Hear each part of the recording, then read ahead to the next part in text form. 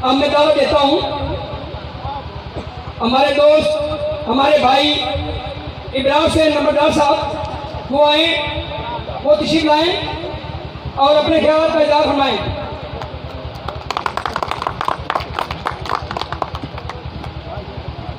अस्सलाम वालेकुम जी। मेरा ताल्लुक 43 जीडी नाल ही एक पिंड आ ते मैं गार्ड वालियां नूं बिल्कुल नहीं सी जानदा।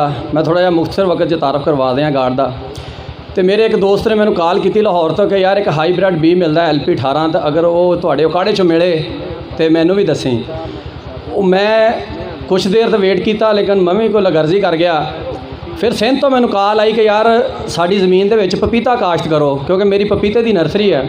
मैं कहा भैन तुहाडी फसल किद्दां दी हुंदी है, इत्थे किद्दां दी ज़मीन है? वो कहंदा भैन साडी मुंजी जिहड़ी 130-135 मन झड़दी।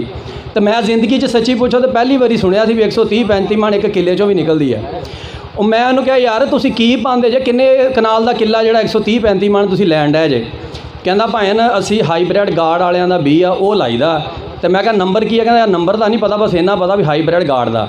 वो मेरा थोड़ा जिहा यानी कि होर तवज्जो इधर हुई तो मैं एक दो दोस्तों नाल होर राबता किया। कुछ आड़तीए भी साडे पिंड दे सी, उन्होंने कहा भैन बिल्कुल ठीक आ, होर भी कंपनियां दे हाईब्रिड हैगे आ लेकिन तुसीं वो ला लो। उन्होंने मैनूं अपनी तरफ लियाउण दी कोशिश की। मैं खैर रिसर्च की तो मैनूं ये समझ आई कि गार्ड जिहड़ा हैगा ना जी, इहदी एवरेज सब तो उत्ते है। मैं भैन डरद्यां तजर्बे तौर 4 एकड़ लाए आ, बाकी टोटल साढ़े यानी कि 35-40 एकड़ झोना बनता जिहड़ा असीं इरी फाइन लाया, सिर्फ 4 एकड़ लगे हुए आ। तो इंशाअल्लाह ताला उम्मीद आ कि मेरी 130 मन तो उत्ते एवरेज आएगी। भाई अब्दुल रज़ाक साहब ने वो देखा होया वा, तो इस तो बाद इंशाअल्लाह मैं टीम नूं भी लैके जावांगा, आपदे विजिट करावांगा। तो जनाब डरद्यां लाई है लेकिन इंशाअल्लाह ताला मैनूं उम्मीद है कि 130 मन आएगी। तो मेरा तो मशवरा है जनाब कि तुसीं टाइम ना लगाओ तो ये आलू दे उत्ते आ सकते हैं। अक्तूबर की पहली तक मैं इंशाअल्लाह ना आपकी सारी फसल जी वो कट लैनी है। तो मैं उसका रिकॉर्डिंग भी कराँगा। तो दोस्तों ने अगर किसी ने मेरा नंबर चाहिए हो तो लैके पुछ भी सकदा, तुहाडे इलाके दे विच लगी हुई है। तो होर भी इत्थे दोस्त जिहड़े बैठे आ साढ़े 43 जीडी दे काफ़ी बंदियां ने वो लगाई हुई है, तो उन्हां नाल भी तुसीं राबता कर सकते जे। लेकिन बेहतरीन है भैन इरी फाइन अगर तुहाडी 50-55 मन झाड़ के 1400-1500 में विकदी है। तो मैं ज़ाती तौर पर उस्मान भाई नूं जानदा, ये ना सोचा जे कि उन्होंने कॉल करके बुलाया गया तो उन्होंने सिर्फ गार्ड वालियां दा करके तारीफ की, नहीं। परसनल तौर पर भी उस्मान भाई आरफ वाले तो जिहड़े आए आ इन्हां दी 130 मन की एवरेज आई है और सानू बहुत खुशी हुई है कि वो भाई इत्थे आए आ, उन्होंने दस्सिया अपने फायदे वास्ते आए आ।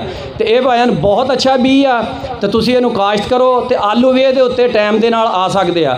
एक 100 दिन दे विच भैन ये पनीरी जिहड़ी तुसीं मुंतकिल करन तो एक 100 दिन के बाद इहनूं कट सकदे जे। कुछ बंदे जिहड़े हैगे वो मिसगाइड करदे आ कि 120 दिन की भाईजान एक क्रॉप आ, 120 दिन की यदि भाईजान नर्सरी लैण के ते कट्टण तक आ। 20 दिन तो 25 दिन की तुसीं पनीरी काश्त कर दिओ, उस तो बाद तुसीं मुंतकिल कर दिओ। मुंतकिल करन तो बाद 100 दिन दे विच एक गारंटी दे नाल इंशाअल्लाह तैयार हो जाएगी अगर मौसम साथ देवे तो। बड़ी मेहरबानी जनाब, तुसीं इहनूं लाओ तो गार्ड वालियां नूं अगे वधाओ। इंशाअल्लाह ताला अल्लाह इन्हां नूं होर तरक्की देवे। अस्सलाम वालेकुम।